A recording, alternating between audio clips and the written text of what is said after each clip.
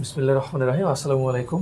আমরা কম্পিটিটিভ এক্সামে এই ধরনের জিনিসগুলো নিয়ে ভালো প্রবলেমে পড়ব যে কোথায় আমার ভার্বের সাথে আইএনজি হবে, কোথায় টু ভার্ব হবে। কারণ আমরা জানি যে উভয় কিন্তু ইনফিনিটিভ একটা ব্যাপার-স্যাপার আছে। হ্যাঁ, অনেক সময় মনে হবে যে এখানে জিরান্ডের মতোই তো আচরণ করছে, অবজেক্টের জায়গায় বসছে, তাহলে তো অবশ্যই নাউন ফর্ম বসবে। নাউন ফর্ম মানে জিরান্ড, ভার্বের সাথে আইএনজি, তাই না? কিন্তু এখানে আমার বেশ কিছু জিনিস এবং বেশ কিছু শব্দ এগুলোর সাথে কানেক্টেড থাকবে এবং যার কারণে আমরা ভালো প্রবলেমে পড়বো। তো আমরা এখন এটা উদাহরণের মাধ্যমে দেখার চেষ্টা করব যে অ্যাকচুয়ালি হচ্ছেটা কি। ঠিক আছে, তো আমরা এখানে কয়েকটা জিনিস আপনাদেরকে বোঝানোর জন্য আমরা উদাহরণটা আগে থেকে নিয়ে নিয়েছি। আমরা যদি একটা জিনিস এখানে দেখি যে I saw him to going অথবা গো, টু গো অথবা গোয়িং। এখন এখানে কোনটা হবে? সহজ হিসাবে আমি বলতে চাচ্ছি যে এই সব জায়গাগুলোতে আমরা একটা জিনিস লক্ষ্য করব যে এদের পরে, অর্থাৎ এখানে কোন কাজটি আগেই হচ্ছে সেটা হচ্ছে সব থেকে গুরুত্বপূর্ণ। ঠিক আছে, এখন এখানে দেখেন আই শ হিম, আমি তাকে দেখলাম, আমি তাকে দেখলাম বা আমি তাকে দেখি। কি দেখি?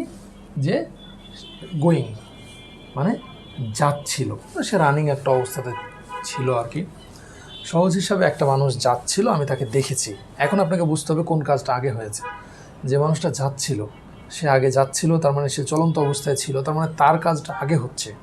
হ্যাঁ, এখন যদি তার কাজটা আগে হয় তাহলে সে গোয়িং হবে, ভার্বের সাথে আইএনজি। মনে রাখবেন, যার কাজটা আগে হবে সে হচ্ছে ভার্বের সাথে আইএনজি।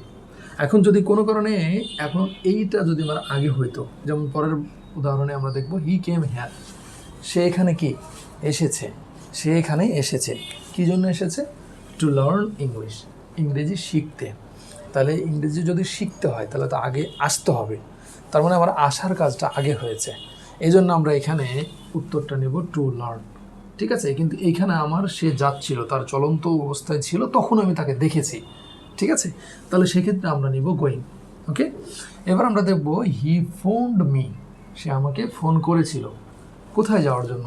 তার গ্রামে যাওয়ার জন্য বা বেড়াতে যাওয়ার জন্য। আচ্ছা, তার গ্রামে আমি বেড়াতে যাব, সে যদি আমাকে না বলে, না দাওয়াত দেয় বা না জানাই, তাহলে কি আমি যাব? একদমই না। সেই জন্য আমরা আগে কিন্তু সে ফোন করেছিল এবং এই কারণে আমরা টু লার্ন শব্দটা নিচ্ছি। হ্যাঁ, এগুলো কোথায় বসবে? You will face it on competitive exam and that time এটা অনেকটা রাইট ফর্ম অফ ভার্বের মধ্যে আসবে এবং সেইখানে আপনাকে বলে দেবে যে হি ফোন মি, তারপরে স্পেস হিজ ভিলেজ, এবং অপশনের মধ্যে আপনাকে টু ভিজিট, ভিজিটিং, ভিজিটেড, এরকম অনেকগুলো দিবে। তখন আপনাকে খুব যত্ন সহকারে এটা সমাধান করতে হবে, কারণ আপনার কাছে তখন মনেই হবে যে যে কোনো একটা হইতে পারে। এবং এখানে অর্থগতভাবে টু ভিজিট হওয়ার মানে আপনার যদি অর্থ দিয়ে চিন্তা করেন, খুব সম্ভবত আপনি টু ভিজিটে উত্তরটা পেয়ে যাবেন। তারপর আর কি আমরা ব্যাখ্যা সহকারে এটা জানার জন্য চেষ্টা করেছি। আচ্ছা, এখন এই যে আমরা জিনিসগুলো জানলাম স্বাভাবিকভাবে যে যে আগে হচ্ছে তার সাথে হচ্ছে আমার টু গো, যদি অন্য কাজটা অপর কাজটা আগে হয় তাহলে তার সাথে ভার্ব প্লাস আইএনজি। এখন বেশ কিছু শব্দ আমার আছে যারা আমার এই থিওরিটাকে মানবে না। ঠিক আছে, এখন এই শব্দগুলোর ক্ষেত্রে আমাকে যেটা করতে হবে, তাদের ক্ষেত্রে আমাকে মুখস্থ রাখতে হবে। যদি কোনো পরীক্ষাতে বা প্রশ্নে চলে আসে I have promised that flat to buy অথবা বাইং ফ্ল্যাট, আমি তাকে কি করেছিলাম? প্রমিস করেছিলাম ফ্ল্যাটটা কিনবো, বাই করার জন্য, তাই না? আচ্ছা, আমি যে ফ্ল্যাটটা কিনবো সেই প্রমিসটা আমি কি আগে তাকে করেছিলাম? তো তাই তো, তাহলে এখন যেহেতু আমি তাকে আগেই প্রমিসটা করেছিলাম, মানে আমার এই কাজটা আগে হয়েছে, তার জন্য আমরা এখানে টু বাই নেব। এরকমটাই তো হওয়া উচিত, তাই না? হ্যাঁ, এক্ষেত্রে আমার এটা হচ্ছে। এখন I don't mean to hurt অথবা হার্টিং ইউ। আচ্ছা, এখানে আমি বলছি আমি ইচ্ছা করে তোমাকে আঘাত করিনি। এই যে আমি আঘাত করেছিলাম বা করিনি, এটাকে আগেই ঘটে গেছে না? তো এই সব ব্যাপার স্যাপারগুলো নিয়ে বেশ আপনার ঝামেলা হয়ে যাবে। এই জন্য আমরা কি করব, এই যে শব্দগুলো আমার আছে এই শব্দগুলো আমাকে মনে রাখতে হবে এবং এগুলোর সাথে সব সময়, ঠিক আছে, এগুলোর সাথে সব সময় টু প্লাস ভার্ব হবে, ভার্বের সাথে আইএনজি হবে না। এখন মনে রাখবেন, এগুলোর সাথে কিন্তু সেই ভার্ব প্লাস আইএনজিটা হচ্ছে না বা টু ভার্ব, তা কিন্তু না। এগুলোর পরের যেই ভার্বটা থাকবে সেই ভার্বটার সাথে টু প্লাস ভার্ব বসবে, ইনফিনিটিভ হয়ে যাবে, ভার্ব প্লাস আইএনজি হবে না। ঠিক আছে, এখন আমরা একটু দেখি। দেখেন, agree, appear, arrange, ask, claim, concerned, decide, demand, deserve, expect, fail, forget, hesitate, hope, intend, learn, manage, মিন।